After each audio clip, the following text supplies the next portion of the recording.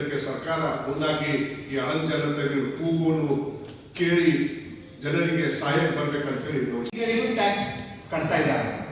They have taken suitable permission from city town municipality construction ಮಾಡಿ ಮತ್ತೆ licence ತಗೊಂಡು licence fees ಕಟ್ತಾ ಇದ್ದಾರೆ. ಇದು ಎನ್ಕ್ರೋಚ್ಮೆಂಟ್ ಹೆಂಗೆ ಆಗ್ತದೆ? ಇದು ಹೆಂಗೆ ಎನ್ಕ್ರೋಚ್ಮೆಂಟ್ ಆಗ್ತದೆ? ಇವತ್ತು ಕರ್ನಾಟಕ ಸರ್ಕಾರ ಎಲ್ಲೋ ಎನ್ಕ್ರೋಚರ್ಸ್ ಕರ್ನಾಟಕದವರು ಅಲ್ಲ, ಬೇರೆ ಸ್ಟೇಟ್ನಿಂದ ಎನ್ಕ್ರೋಚರ್ ಇದ್ದವ್ರಿಗೆ ಗೌರ್ಮೆಂಟ್ ಲ್ಯಾಂಡಲ್ಲಿ ಇಲ್ಲೀಗಲ್ ಇದ್ದವ್ರಿಗೆ ಡಿಸ್ಮೆಂಟಲ್ ಮಾಡಿದ್ರೆ ನಿಮ್ಗೆ ಕಂಪನ್ಸೇಟ್ ಮಾಡ್ತೀವಿ, ನಿಮ್ಗೆ ಆಲ್ಟರ್ನೇಟ್ ಮನಿ ಕಟ್ಕೊಡ್ತೀವಿ, ಏನೇನೋ ಮಾಡ್ತೀವಿ ಅಂತ ಹೇಳ್ತಾ ಇದ್ದಾರೆ.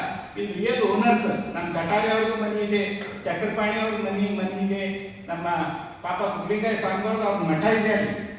ಅದು ಇನ್ನೂ ನಮ್ಮ ಮುನ್ಸಿಪಾಲಿಟಿ ಹುಟ್ಟಿದಿಲ್ಲ, ದೇಶ ಸ್ವಾತಂತ್ರ್ಯ ಸಿಕ್ಕಿಲ್ಲ, ಆವಾಗಿನಿಂದ ಅವ್ರ ಮಠ ಇದೆ, ಗುಬೆ ಇದೆ. ಅದೇ ಗುಬಿ ಅದ ಒಳ ಕೂತು ತಪಸ್ ಮಾಡಿ ಯೋಗ ಮಾಡುವಂತ ಒಂದು ಗುಹೆ ಇದೆ. ಆ ಗುಹೆನೂ ಎನ್ಕ್ರೋಚ್ಮೆಂಟ್ ಅಂತ ಹೇಳ್ತಾರೆ. ಇವ್ರು ಮುನ್ಸಿಪಾಲಿಟಿ ಹುಟ್ಟಲಾರ್ದ ಜಾಗಗಳೆಲ್ಲ ಎನ್ಕ್ರೋಚ್ಮೆಂಟ್ ಹೆಂಗಾಗ್ತವೆ ಅಂತ ಹೇಳಿ ನಮ್ಗೆ ಇದು ಆಶ್ಚರ್ಯಕರ ಅನ್ನಿಸ್ತದ.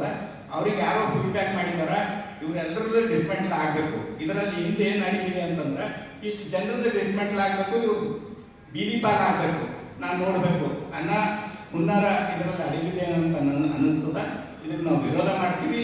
ನೀವು ವೈಡ್ನಿಂಗ್ ಮಾಡೋದಿದ್ರೆ ಲೀಗಲ್ಲಿ ಕರೆಕ್ಟ್ ಆಗಿ ಎಲ್ರಿಗೂ ನೋಟಿಸ್ ಕೊಟ್ಟು, ನೋಟಿಸ್ ಯಾರಿಗೂ ಕೊಟ್ಟಿಲ್ಲ ಇದುವರೆಗೂ, ಡಿಸ್ಮೆಂಟಲ್ ನೋಟಿಸ್ ಯಾರಿಗೂ ಕೊಟ್ಟಿಲ್ಲ. ಎನ್ಕ್ರೋಚ್ಮೆಂಟ್ ಇದೆ ಓಕೆ, ನಾನು ಅಸೆಪ್ಟ್ ಮಾಡ್ತೀನಿ, ಎನ್ಕ್ರೋಚ್ಮೆಂಟ್ ಇದ್ರೂ ಕೂಡ ಡಿಸ್ಮೆಂಟಲ್ ನೋಟಿಸ್ ಕೊಡಬೇಕು.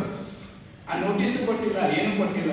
ಅದಕ್ಕೆ ಈ ಜಿಲ್ಲಾ ಉಸ್ತುವಾರಿ ಸಚಿವರು, ಜಿಲ್ಲಾಧಿಕಾರಿಗಳು ಮಧ್ಯಪ್ರವೇಶ ಮಾಡಿ ಸೂಕ್ತ ನ್ಯಾಯ ಕೊಡಬೇಕು ಅಂತೇಳಿ ರಿಯಲ್ ಓನರ್ಸ್ ಇದ್ದವರಿಗೆ ಕೆಡವಿ ಬೀದಿ ಪಾಲ್ ಮಾಡುವಂತ ಈ ಒಂದು ಹುನ್ನಾರ ನಾವು ತೀವ್ರವಾಗಿ ಖಂಡಿಸ್ತೀವಿ. ಸರ್ಕಾರ ಇದ್ರ ಬಗ್ಗೆ ಕಣ್ಣಾಯಿಸಿ ನಮ್ಮ ಆಳಂದ ಪಟ್ಟಣದ ಎಲ್ಲ ಮೂಲ ನಾಗರಿಕರಿಗೆ ಯಾರ್ಯಾರು ಆಸ್ತಿ ಕಳ್ಕೊಳ್ತಾರ ಅವರಿಗೂ ಕೂಡ ನ್ಯಾಯ ಕೊಡಬೇಕು ಅಂತೇಳಿ ಕೇಳ್ಕೊತೀವಿ.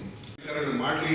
ಆದರೆ ಆ ರಸ್ತೆಯಲ್ಲಿ ನಮ್ಮದು ಸುಮಾರು 70ರಿಂದ 80 ವರ್ಷಗಳಿಂದ ನಾವು ಅಲ್ಲಿ ವಾಸಿಸ್ತಾ ಇದ್ದೀವಿ ಮತ್ತು ನಮ್ಮ ಜಾಗ ಎಷ್ಟಿದೆ ಅದರದ್ದು ಸಂಪೂರ್ಣವಾಗಿ ನಾವು ಮುನ್ಸಿಪಾಲಿಟಿಗೆ ನಾವು ಟ್ಯಾಕ್ಸ್ ಕಟ್ತಾ ಇದ್ದೀವಿ. ಈಗಿನ ಚೀಫ್ ಆಫೀಸರ್ ಅವರು ನಮ್ಮದು 40 ಅಡಿ ಟೋಟಲ್ ಇದು ರಸ್ತೆ ಇದೆ, ಆ ರಸ್ತೆ ನಮ್ಮದು, ಆ ರಸ್ತೆ ಒಳಗಡೆ ಬಂದಿರತಕ್ಕಂಥ ನಾವು ಕೆಡಿದ್ವಿ ಅಂತ ಹೇಳ್ತಾರೆ. ಯಾವುದೇ ಮುಂಚಿತವಾಗಿ ನಮ್ಗೆ ನೋಟಿಸ್ ಕೊಡ್ತಾ ಇಲ್ಲ. ನಮ್ಮದು ಒತ್ತುವರಿ ಇದೆ ಅನ್ನೋದು ಮುನ್ಸಿಪಾಲಿಟಿದು ನಮ್ಗೆ ಯಾವುದೇ ಮುಂಚಿತವಾಗಿ ಅವರು ಹೇಳ್ತಾ ಇಲ್ಲ. ಆದರೆ ಅವರು ಈ JCB ತಗೊಂಡು ಮನೆಗಳನ್ನು ಹೊಡೆಯಲಿಕ್ಕೆ ಪ್ರಯತ್ನ ಮಾಡ್ತಾ ಇದ್ದಾರೆ. ಅದಕ್ಕೆ ನಮ್ಮದು ಸಂಪೂರ್ಣ ವಿರೋಧ ಇದೆ. ವಿರೋಧ ಅಂದರೆ ರಸ್ತೆ ಅಗಲೀಕರಣಕ್ಕೆ ನಮ್ಗೆ ವಿರೋಧ ಇಲ್ಲ. ಆದರೆ ನಮ್ಮ ಜಾಗ ಎಷ್ಟು ಹೋಗುತ್ತೆ ಅದರದ್ದು ಪರಿಹಾರ ನಮ್ಗೆ ಕೊಟ್ಟು ಹೊಡಿಲಿ ಅನ್ನೋದು ನಮ್ಗೆ ಅಷ್ಟೇ ಅನಿಸಿಕೆ ಇದೆ. ನಾವು ಅವರಿಗೆ ದಾನ ಭಿಕ್ಷೆ ಬೇಡ್ತಾ ಇಲ್ಲ. ನಮ್ಮ ಆಸ್ತಿ ಕಳ್ಕೊಂಡಿದ್ದಕ್ಕೆ ಅದಕ್ಕೆ ನಾವು ದುಡ್ಡು ಕೇಳ್ತಾ ಇದ್ದೀವಿ.